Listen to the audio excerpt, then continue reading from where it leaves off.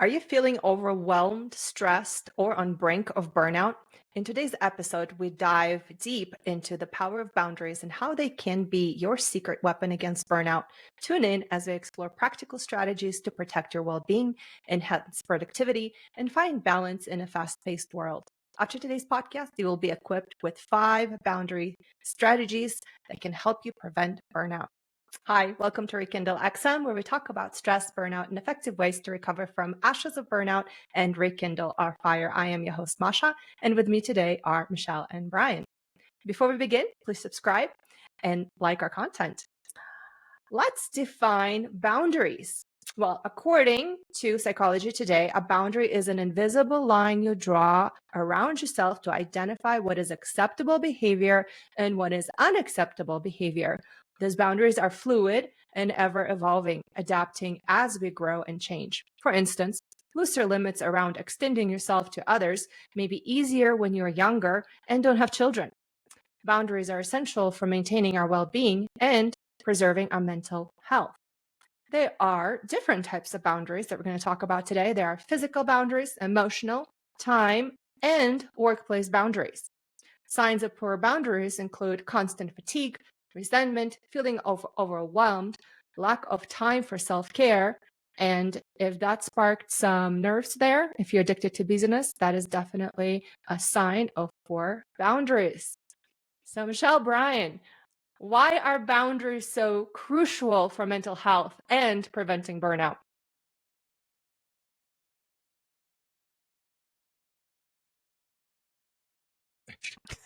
Silence. We don't know. Well, and that brings up an excellent experience. For some of us, boundaries can be paper thin, right? We see boundary somebody has over us and we're like, yeah, they'll do it for me, right? Others, boundaries are like Grand Canyons. This person has boundaries. I better honor them and I better know my way how to possibly, get what I need from that person. So there's a little bit more content there for us to discuss. So I'll jump in. I was waiting for Brian because he says that you and I talk too much, which we probably do. So I was going to give him first shot at this. All right.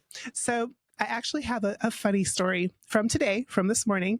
Brian and I went out for a motorcycle ride, and we're in the Black Hills right now. So we went into Custer State Park and into that area, and there's buffalo everywhere. And when you're on a motorcycle and there's buffalo on the road, you are always very cautious because they're about as big as your motorcycle. So we come up on this herd, and there was 2 males who were over on the right-hand side, and all of a sudden they just started ambling across the road, and one of them stopped right in the middle of the road and just started staring us down. Well, we stopped. I mean, literally stopped and waited. We didn't move. And this animal was clearly communicating, this is my boundary. Don't you dare come any closer. And we did not. We waited maybe, 2 minutes for this animal to wander off the road. And then you look around and you realize why. Because this is calving season. There are, buffalo calves everywhere. And so they're protecting their herd. So I think this is like a great example from nature of the protective reason for boundaries. It's to protect ourselves. That's an excellent example. Yeah. When somebody crosses my boundary, I stare at them too. And, I was thinking about that look because, okay, I'm going to jump in for just a minute. Teachers have it. Mothers have it. Like when you see that look, it's like, go no further. Okay. And this is the first time we've driven through that area and had, there was like 3 different times on the same road that they were right up on the road and crossing as we were coming up on them. This was unusual. I haven't seen that many buffalo on the, or bison, I guess, on the road that we took at all last year. But yes, boundaries are important because, and I'm sure we'll get into this later, you can very easily get taken advantage if you don't learn how to say no. And that it's hard, especially depending on how you grew up and the culture that you grew up in. I think that's a valid point. We definitely don't want to learn our boundaries from the buffalo or bison for sure. And one of the shirts I obtained from Black Hills last year is tossing tourists since, 1844? I don't remember their inception date, but it was incredible. But excellent call out that our boundaries and our relationship with boundaries does vary based on our cultural upbringing, and it is oftentimes different. And I have definitely ran into cultural differences where my boundaries were like, what do you mean you're not going to do this like now? I'm like, well, yeah, I don't feel really comfortable taking this any further. And you kind of start, taking steps back and making more distance between the request or the person who's impeding on your boundaries. And those are just, intuition conversation that you may have with yourself. Okay, is this appropriate? Is this not appropriate? Can I do it? Can I not do it? So if you're an automatic yes person, that is a sign that you could be potentially overwhelming yourself by not considering yourself, your capacity, your well-being before saying yes to something that maybe is not appropriate for you to handle right now, or to possibly delegate it to someone else. Yeah, and I think there's also another point that you kind of touched on in this, which is saying yes to everything. It is cultural. I know. So I come from a more religious background, where, there were certain settings where you weren't supposed to say no to serving others. And I think that depending on your culture, your upbringing, you may have pieces of that. It could be from your family. It could be from your church. It could be from, any number of things. But I think it's important to bring that up, that it's cultural. And I have a feeling, there's some people in the world today who would not even understand that idea of personal boundaries because they're not allowed to have any. So I think it's an important call out to discuss that has a lot to do with how we're brought up. I do have a question for you guys. That children should obey their parents. I mean, even non-Christians have that to some degree, and you still have that pressure and guilt depending on what the ask is. So I think that is one of the ones that is sometimes the hardest one to figure out how to work. So I have a question for you guys, because I've kind of been thinking about this. And in our book, when we talk about getting out of burnout, we talk about hovering, we talk about rekindling, but then we talk about erupting and we talk about purpose. My other question, the question I have for you two, is how do boundaries help us fulfill our purpose? Well, any purpose, you have to set yourself boundaries. You have to set yourself, in some ways, boundaries can be goals as well. So you said and goals. I don't like using the word goals, but if you don't set those boundaries and how you're going to work and what you're trying to achieve, then you won't reach those goals and those boundaries won't be met. I think it's also dependent on our relationship with our purpose. Are we embracing our purpose, or are we actively running away from our purpose because it just seems to be so intimidating and possibly too big to achieve, yet it's so appealing, and it's constantly just keep coming around and keep reminding yourself that there is this calling that I have that I should explore. But the relationship with self, going into the self boundaries, what is your relationship with yourself, and how do you interact with your own self boundaries? Do you give yourself enough time to reflect and to think and to understand and plan and set intention, and be grateful and really be in sync, not just with your busy schedule, right? That sends us out of sync with everything else sometimes. But what are those self boundaries, and how do we interact with them? Like, what's the one boundary that you struggle with a self boundary? And I can kick us off if you want to. Go for it. Okay, but before we do that, you kind of went one way. I want to go the other way. Go for it. Avoiding the purpose is one thing, but when you're in your purpose, you tend to not recognize boundaries on the other side of that because you enjoy what you're doing so much that you don't think that you're overstepping your boundaries. As in, you're not giving enough time to your family, you're not giving enough time to self-health, you're not giving enough time to whatever, because what you're doing, you're so in tune with and dedicated to that it doesn't seem like it's overpowering and causing you to eventually overstress. There's so much to talk about with boundaries. I had a recent experience with a new person I met. as a friend, and we had a really nice conversation. And then just out of nowhere, it's like, so what is the biggest sin you struggle with? I'm like, whoa, dude. Hello, that's between me and God and my priest, right? I'm not going to discuss my private matters with a complete stranger. I mean, yeah, we had a good synergy in a conversation, but some people really don't know boundaries. That is definitely not an appropriate question to ask somebody that you just met. Yeah. Yeah. Yeah. So should we do a U-turn into what's the one self boundary that we struggle with? You might have to I would define self boundary a little. Go ahead, Brian, All right. but I may ask for a definition. I would say my self boundary that I struggle with is TV time. It's kind of a family tradition. When we farmed all day, so we didn't really want to do anything active at night, and that's an easy way to relax, and it can be somewhat mind numbing, but it's also a chance to let your mind wander depending on the show that you're watching. So I definitely will get hooked on like TV or now YouTube because I don't like to pay for TV. So You have to pay those for are YouTube definitely too. a self boundary. Huh? You have to pay for YouTube too. No, I don't. I don't pay for YouTube. I just watch the stupid commercials.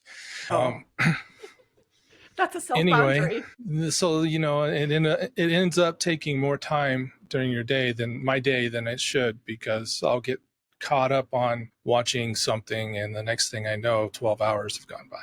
That's kind of an exaggeration, but Michelle might be shaking her head. No, it's not. That's definitely not typical, but there have been days. It's okay to have couch potato days occasionally if you need them. I guess I'll jump in. So I would say the thing that I struggle with is the DIY mentality. So rather than ask for help, I'll just do it myself. And even as a manager and supervisor, I struggled with this of, I'll just do it myself rather than finding someone, teaching them how to do it, or going and asking. It's like, no, I'll just do it myself. It's just easier. But then you end up overwhelmed because you can't do everything yourself. You end up overwhelmed and you end up irritated because you've had to do everything yourself, and there's so many other different reasons on that. I had that growing up. My dad was like that. He didn't teach me as much as I would have liked in some of the ways of DIY, because it was just easier and quicker for him to do it himself. And the only thing I got to do is watch. I mean, I kind of learned some from watching, but it is important to teach and train the people around you. And it's helpful in your way too, because once you've trained them, then you free up your time and they have something useful that they enjoy doing, hopefully. Wow, great conversation. I guess it's my turn, huh? Where do I start? I will start with the one that seems to be rooted with everything else, and that is not being able to say no, being that automatic yes person. And I just have a recent example from just yesterday. As a new manager, as a new leader, my team member came to me for help. And there was nobody else that could help at that moment. And of course, I said, yes, I'm going to dedicate time Thursday, Friday, and I'm going to get this knocked out. I'm going to help you. Well, little did I know that my schedule was about to explode, because that was just one area that I was over. And I was looking at my schedule. I was like, my emotional brain said, yes, I want to help because I want to serve my people and take good care of them. But my logical brain turned on after that and said, what did I just do? I committed myself to something that will have to lead into overtime, into me spending less time on things I have to do after work, which is going to result in poor self-care, poor sleep, probably scrolling too late and not being able to sleep, etc. So my logical brain took over and said, no, we're going to solve it with the team. We're going to bring the right people in to help.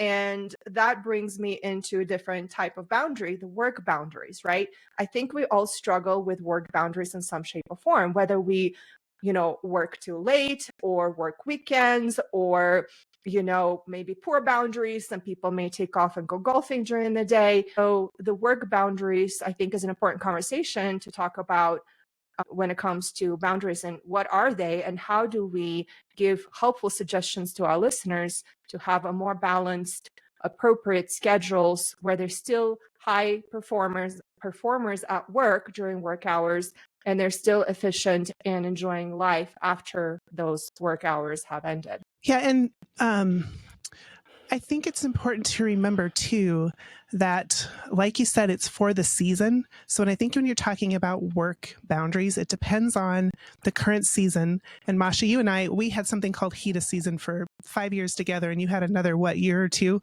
after me.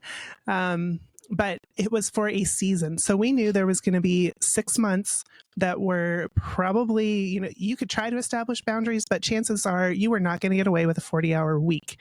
So we had to try to come up with some boundaries, but also understanding that during this season, there's going to be some longer weeks. There's going to be some weekends. There's going to be some late nights. So I think when it comes to work boundaries, part of this has to do with our expectation. Are you, or what we value? Do you want to be the CEO of a big company? Do you want to be a director? Do you just want to be an individual contributor? Well, there's different requirements and different seasons as you progress through different types of roles.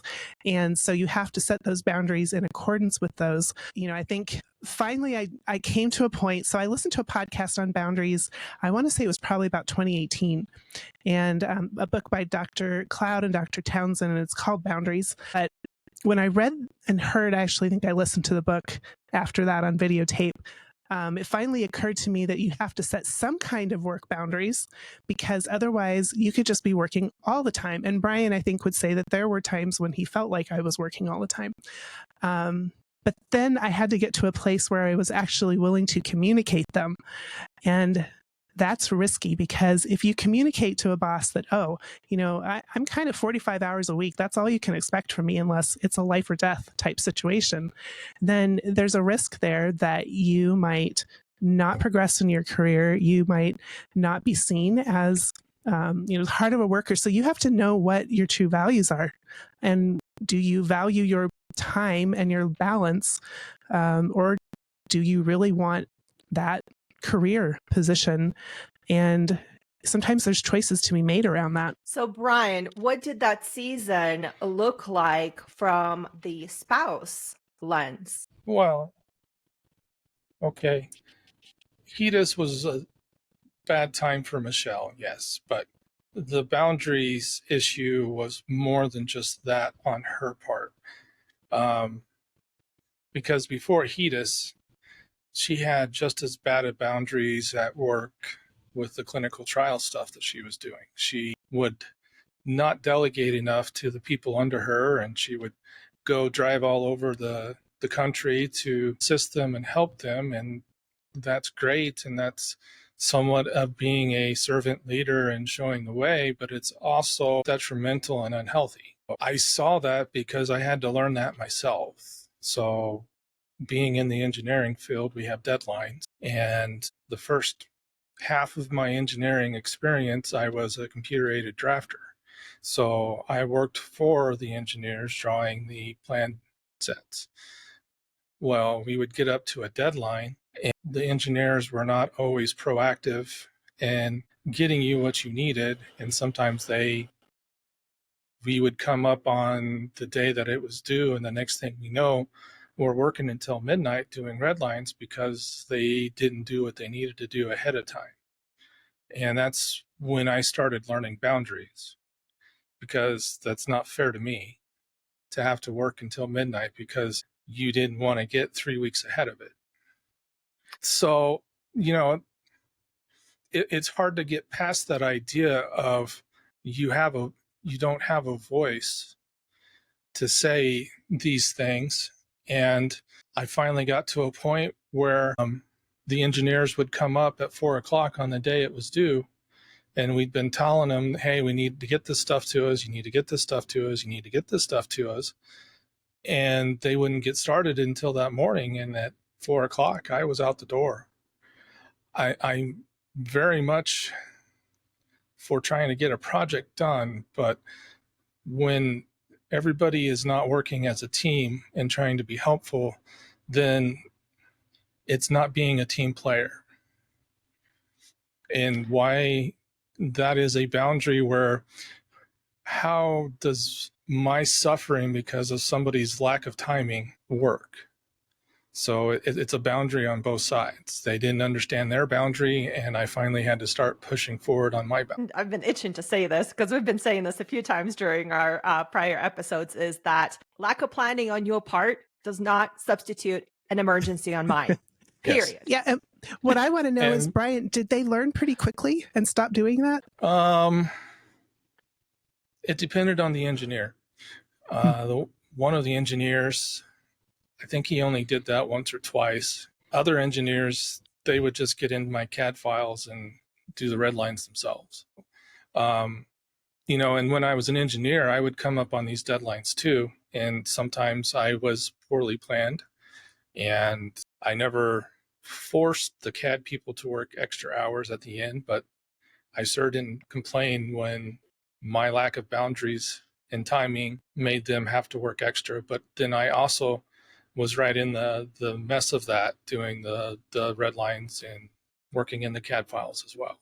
So I there is somewhat difference there, but everybody, it's hard to get those boundaries when you're at work, because it is. Sometimes you just got to get the job done, and you're not always have a choice of whether you can set boundaries on that situation or not. And there's other times where, you know, you start talking to the people 3 weeks ahead of time. It's like, hey, I'm caught up on red lines. You need to start marking this stuff up. We have a deadline. We have something going out the door in 3 weeks. Let's get this done. So we don't have to sit there at 4 o'clock on the day it's due and scramble to get everything printed out and done. And most of the time, the engineers were almost always on board, as well as me as an engineer. But there was times where either somebody was busy or they were just a huge procrastinator, and until that pressure was on them, they weren't willing to work on it. It's interesting that you talk about a team. And when I was going out and doing a little bit of research on boundaries in the workplace, they do talk about boundaries as a team. So you all need to be communicating with each other about what your boundaries are. There's also respect for yourself and respect for your teammates and the work you're doing.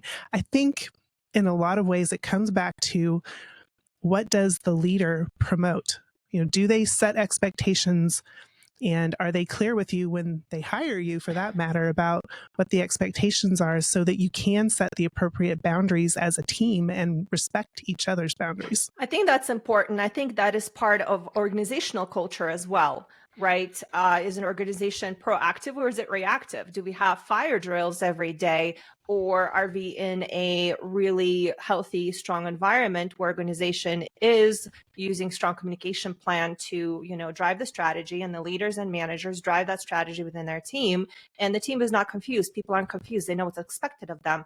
Of course, there's going to be situations where there's a fire drill, occasional fire drill, and those are, of course, acceptable, right? But if we are in an environment where you are just drowning in these fire drills that could have been avoided for lack of planning and establishing stronger boundaries, I actually have 5 tips to create productive work boundaries. And those are, so step 1, choose boundaries over barriers. Barriers are about avoiding problems by wailing off communication. Boundaries are making responsibilities and agreements clear. Step 2, figure out how do you own best your work first. Figure out how you do your own best work first. So you need to make sure that your work is being prioritized and done before you overcommit to things that potentially you may not need to. Boundaries should help you take more control and therefore more responsibility. Know that you need in order to do that. Step 3, put yourself in your teammates' shoes. For people to respect your own boundaries, they must know you understand what they're up against and that you care about them. So if you have a new person on board and they are just struggling, it is all of our duty and responsibility to bring them up to par, and they are part of a team, and support that work. Step 4, make agreements in terms of the team's greater good. Setting healthy boundaries is not about defending yourself. It's about making if-then agreements, then smooth the path for your collective success. And step 5, give based on long-term benefits, not short-term fears. It's easiest to set and stick to the boundaries when you frame them in terms of the big picture, and that is brought to us by Snow Academy. Those are great. I really like that, the last one, thinking towards, taking that longer range view, because I think that would solve a lot of our fire drills at work if we would do that, and a lot of that crossing of boundaries if we would take the long view instead of the short view. Yeah. And I think as fire drills are not always based on internal. You True. guys are coming from the medical field that where you worked. When you have clients, you don't always have an option. Fire drills are fire drills. You can hopefully get a good relation with the client and eventually slow down those fire drills, set expectations, because that's another area where boundaries are necessary. But if it's an inside environment and it's an internal deadline, then yes, long-term planning is definitely a good boundary to set. And kind of going back, and then I want to shift gears into some suggestions for helpful relationship with boundaries and maintaining the balance in life, is if we have poor relationships with our work place and we have poor boundaries, we need to revisit our self-identity. I'll never forget the Robin Williams movie, I'm Job, the Ms. Doubtfire. I'm Job, right? Is your identity in your job, right? I am job. Well, our identity should not be in our job. Our identity should be something beyond, the daily mundane activities that, are essential to bring income, but they do not define us, who we are. So just food for thought there. All right, let's shift gears into the 5 ways boundaries can help prevent burnout. And there are some categories to consider. We're going to talk about 5 of them. First, set work hours. Importance of defining work hours and sticking to them. To create a work schedule and communicate it to your team, use tools like calendar blocks and reminders. Turn off distractions and allow for focus time. What do we think about that? Yeah, I like the idea of, if you're setting expectations, so you're communicating your boundaries. I mean, this is a lot of times what happens. We don't clearly communicate our boundaries, and therefore everyone feels like we are free to do whatever they want us to do in the work setting. Versus if you are very clear with your calendar. And Masha, I don't know if you remember, but so Masha and I worked with analysts. And analysts, when you're in a job like that, you need focus time, because code does not get written well when you're constantly interrupted. So they would just put a sign on their cube like, I'm focusing, don't bug me. And that was respected. So it was that communicating clearly what those expectations are. And I like the fact that you've given these tools, because using your calendar, turning off sometimes the instant messaging if you need to focus. Like, we have so many technological solutions to be able to do this during work hours. If you think about how many distractions we get during the workday, and it's ping, ping, ping, ping. You walk into an office, it's like a casino. Like, everything is going off from your cell phone to iPad to laptop number 1 to laptop number 3. And then you have your messaging system between your team and email popping up everywhere. And you just, okay, so I just spend 10% of my time during the day focusing and 90% reacting to whatever was coming at me. And an excellent strategy to help with that is actually dedicating block time to email, turning off the notifications, but communicating it to the team. I have focus days, I have focus time. If I am needed, you can reach me. If it's an emergency, this channel, right? There's always going to be that one occasion, that one situation where your attention needs to shift immediately. But having that protected time is essential, so you can spend 90% of your day focusing and doing productive work and 10% swirling in an ideal state, right? Yeah, you can't totally get rid of swirl. There's always going to be something that comes up. Yeah. I mean, there's literally squirrels everywhere. Brian's like, yeah, I have 2 of them to deal with. No. Yes, focus time is important, but also you need to be able to enjoy conversation with your teammates, because that's how you build a better team and better bonds. I'm not saying you have to be besties, but being able to talk to them 10, 15 minutes a day. If you're sitting there for 3 hours, then yes, that's definitely not a correct boundary. But Brian, you bring up a good point. Sometimes you can have too rigid of boundaries. I think a lot of times we're on the other side where we think our boundaries are too loose, but you're right, you can be too rigid. So if you are completely scheduled and you have to have all of your time and no one can ever interrupt you. And Brian, I have a feeling you worked with a couple people like this. So speak up if you did, but some people's boundaries are actually too rigid. It's like, it doesn't matter. I mean, the building could be going up around them in a fire, a literal fire, and they're going to stick to their schedule. Or, you could have a fire drill and they're leaving regardless at 4 p.m. So I think you could actually go that way too. Sure. Those people don't work as a team very well, which is kind of what I was saying. You got to be able to, because they're going to do what they're going to do and you have to fit to their schedule. And there's no give and take there. I mean, there's no such thing as perfect boundaries. You got to have some give and take depending on the situation. You have to assess at the time whether that boundary is appropriate or not. Yeah, I actually so Dr. Cloud and Dr. Townsend in their book, Boundaries, they talk about boundaries like a fence with gates. And I think the gates concept is really important because gates can open and close. So there's that flexibility to let things in, let things out. So you're right. Boundaries are not a, 6-foot high fence around you with no way to get in and out. With barbed wire. It's not a prison. It's not impossible. If you set boundaries for everything, then you're pretty much completely isolated. You have nowhere to go and probably nothing to do. It's not ideal to have everything set to a boundary. You got to have some flexibility. I think this is an excellent reference for our listeners to go and listen to an episode that we did in the prior weeks on personal boundaries, where we talk about porous boundaries, rigid boundaries, and establishing healthy boundaries, not just for yourself, but for your workplace as well. And Brian brings up an excellent point. We do need to have healthy boundaries, right? If it's essential for our well-being as well. And the second thing that the category for preventing burnout by establishing healthy boundaries is prioritizing self-care. Oftentimes, if we don't have healthy boundaries, our self-care is the very first thing to go. If we work late, well, you're not going to get to that gym, right? And you may be too tired for the weekend. You may end up being the couch potato Netflixing categories of shows time after time. So that's an important one. Yeah, it is, but I think agree. There's extremes on that as well. The more stress you have, the less time you have for self-care. And there may be situations where it doesn't matter what boundaries you set, that stress is there and self-care is going to be hard to do.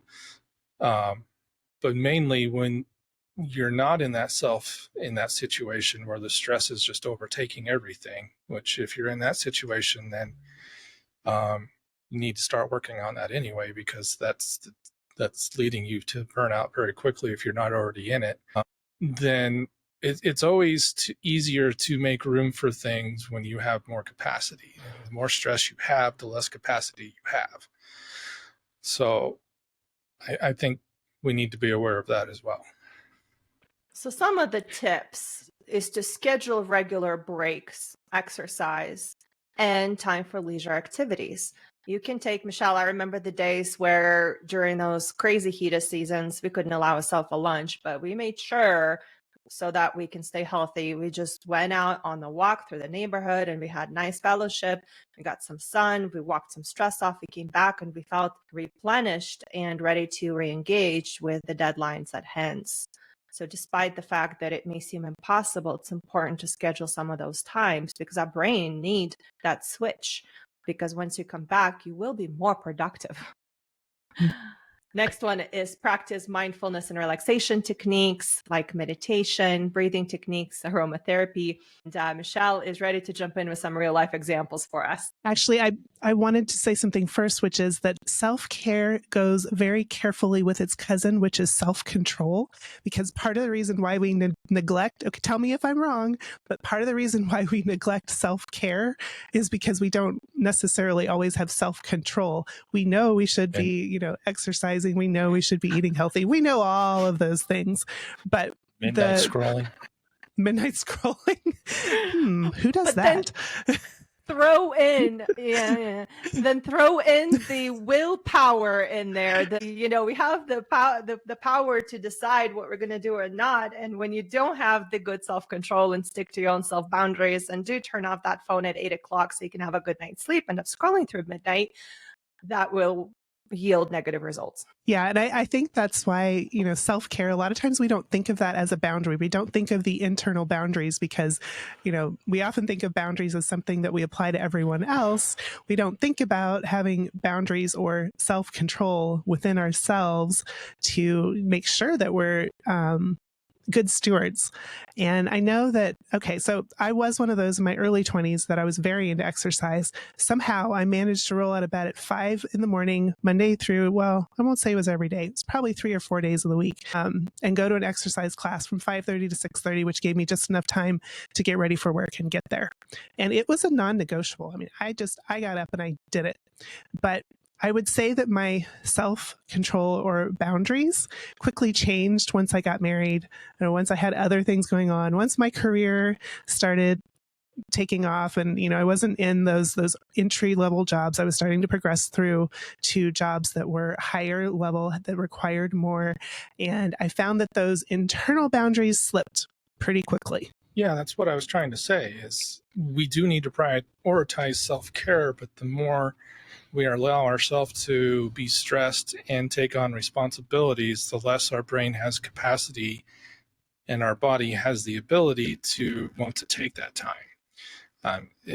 And Masha, you can't tell me that you haven't seen that yourself when you went through burnout, because I believe you keep saying your doctor put you on no exercise and you pretty much had to do nothing. And so I wasn't trying to take away from prioritizing self-care, just saying that if you're at a point where you're having trouble with self-care, you need to analyze whether you're too stressed out to be able to do it, and then take the appropriate steps to start getting away from that so you have the energy to start practicing self-care.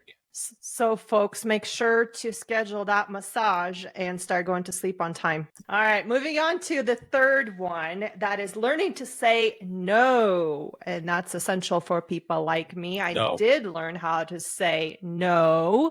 And my teenager has been livid recently. And we're now in the stage of why. So for parents who think that the annoying why at 2 and 3 years old, they grow out of it, wait until you reach teenage years. That's a lot of fun. The power of saying no to avoid overcommitment. The automatic yes people say, let me think about that and get back to you. I've lived it in practice, and I gave a lot of respect to those people who told me no indirectly and told me they will think about it and get back to me. And they sure did. The answer was no, and it was totally okay, because no is actually expected 60% of the time, believe it or not. Assess your capacity before agreeing to new tasks. Practice assertive communication. So Brian knows how to say no really well, as we have heard. Michelle, what is your experience with no? I think it depended on the context. And I think this is something to point out. You might have really good boundaries in one area, but you may not have good boundaries in another area. So I grew up, like I said, in a very fundamental, I would say, Christian church where you basically were told you don't say no to a pastor or a leader when they ask you to do something. And that's, I don't think that's necessarily the case at all churches. I was just in a very strict church. And so you didn't feel that you really had the power to say no. Since then, there's another book that I read. It's called The Best Yes. And what I've realized is we do want to serve other people. I mean, whether it's because in your church, whether it's the people you work with, but there's something called the best yes. But in order to be able to say yes to what you're truly good at, to what you're truly called to, to things that fit in your purpose, that means saying no to a lot of other things that are good. And they're good for someone to do. They just may not be good for you to do. So I had to go through that shift myself. And I don't think I fully, maybe I'm still working on that one of, not saying yes to everything and recognizing that, no, I have to learn to say, I'll get back to you. I'll think about it, and then say no. And Brian's laughing because he doesn't like it, because whenever I learn boundaries, then I practice them on him, and he's like, no. No. It's every time I tried to get her to set boundaries, the first person she set it on was me. I was practicing. Yeah, that's not practice. Yes. I practice on my teenager. Yes, we've been learning a lot of no's, but there's also a lot of yeses. And Michelle, you bring up an excellent point. Is with the church, we oftentimes hesitant to say no.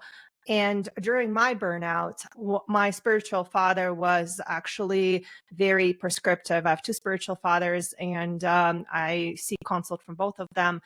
And both of them in Univoice told me, overcommitment is really you're trying to fulfill the need of service from your reserves when you have nothing else to give. But the best yes, like you said, is to serve from your overflow. So if you do, in a Christian community, we have the saying, focus on God first, focus on yourself second, focus on your family third, and everything else that falls in after that. And there's a lot of wisdom to that, because if we are well and filled in spirit, we most likely going to take better care of ourselves and stay true to our self boundaries. And then we can take good care of others, starting with our family and then the community. But if we are depleted, if we're putting everyone and everything first, then we'll never have enough time for self-care. We'll never have time for our faith, our religion, whatever you may be sinking with. But that's an important call out to say as well.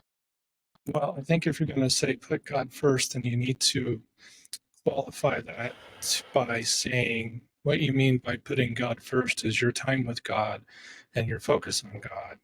And that does not necessarily mean what the church is asking you. Absolutely. Yes. It's not And I realize you were saying yes. that. I'm just pointing that out for clarifying the audience. Yes, that's very valid clarification. Thank you. So moving on to 4, limiting access to technology. That's one of my struggles, right? It is a trap. I do have a trick for that. The impact of constant connectivity on mental health is detrimental. We need to set specific times to check emails and messages and scrolling.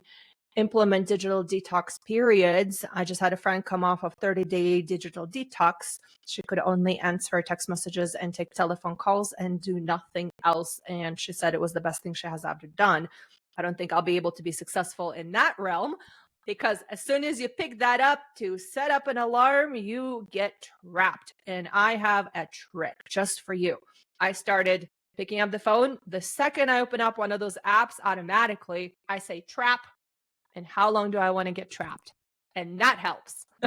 Do you set a timer? I know something else that can help, Masha. I think you can set parental controls on what apps and how long you can use them and what times you can use them. I have a better solution to delete them off your phone. You can leave them off your phone, but you can also set those passwords or have somebody else set those passwords for you. And then you won't be scrolling at midnight. Yes. Posting. And that is exactly because you can't access. That's how married couples do it. So my friend that I was just mentioning earlier, that is exactly what they do. Her husband put parental control on her phone apps and it works. I mean, she's like, okay, I'm ready for I'm ready for a little freedom, because it is about self-control, right? We have that temptation all the time. One thing I know, I look at a phone to set an alarm clock. Next thing I know, I'm through Facebook, Instagram, LinkedIn, I'm through email, and now I'm shopping on Amazon? What?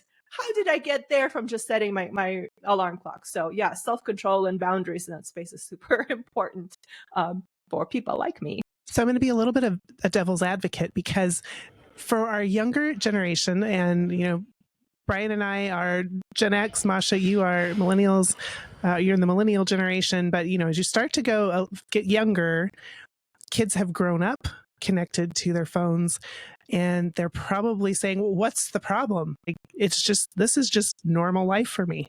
So Yeah. how do you even approach that when you're so used to being connected to the phone? And it does seem to be the phone almost more than anything else, that's just normal. There are some parents' wisdom there. Some parents change their Wi-Fi daily and turn off access, but then there's still cellular connections. So how do you get around that? I tried to control my teenager and her phone time. She did had a confession recently. Yeah, 2 years ago, I used to stay up until 4 a.m. doing this and that. I'm like, Lord, what? It's a true issue for our young minds, and we do need very efficient strategies there. Are there any suggestions? Well, I don't. So Brian and I don't have children. I do have, my sister's 14 years younger than me. And then I do have a nephew. I would say that one thing that I'm seeing with, at least with my nephew, is that my dad, so grandpa, he's really good about taking him outside to help with the chores, which I'm sure the teenager does not appreciate necessarily. But the reality is you can't be looking at a phone when you have a shovel in your hand and you're digging.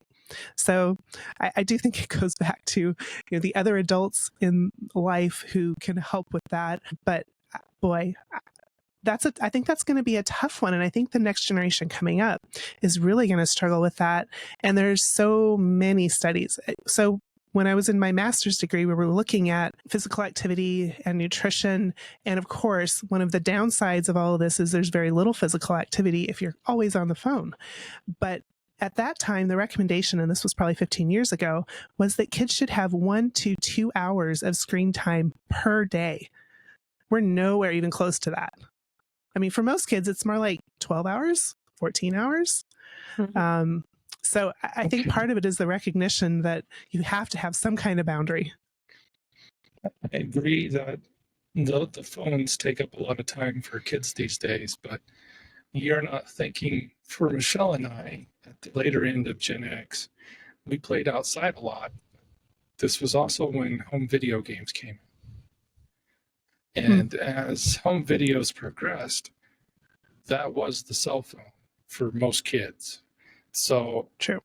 It really hasn't changed that much. It's still a babysitting device, and the parents have to decide not to let it be a babysitting device for anything like that to succeed and make changes, because video games were our babysitting device. So it's that conditioning, that programming. I'm having a conversation with a friend in a coffee shop. What is the kid doing? The kid's on the phone watching a movie, and then they're off to reels, and you don't know what they're watching anymore. And that does scare me. Some of the solutions, Michelle, that you called out, I think are excellent. And part of why the kids don't like to hang out at my house, because I put them to work. They're responsible for lawn work. They're responsible. Well, we have garage sale this weekend, so they're responsible for all kinds of things. So they come here, and it's sweat equity, right? I feed them. I give them, nice treats and incentives, but they are working. So they're not on their phones or getting themselves into other sticky situations. Another strategy that worked for me is when I did catch my teenager on the phone after hours, and our cutoff time started being at 9 o'clock, and it expanded as she got older. When she got in trouble, I made her charge her phone in the hallway at night. So when she checks out for bed, her phone is in the hallway. But guess what? My phone has to be there as well, because then we go into this whole thing. Well, you do it, then why can't I, right? So we have to lead by example. So if we are setting some rules and boundaries for our young ones, we need to make sure we lead by examples and follow them as well.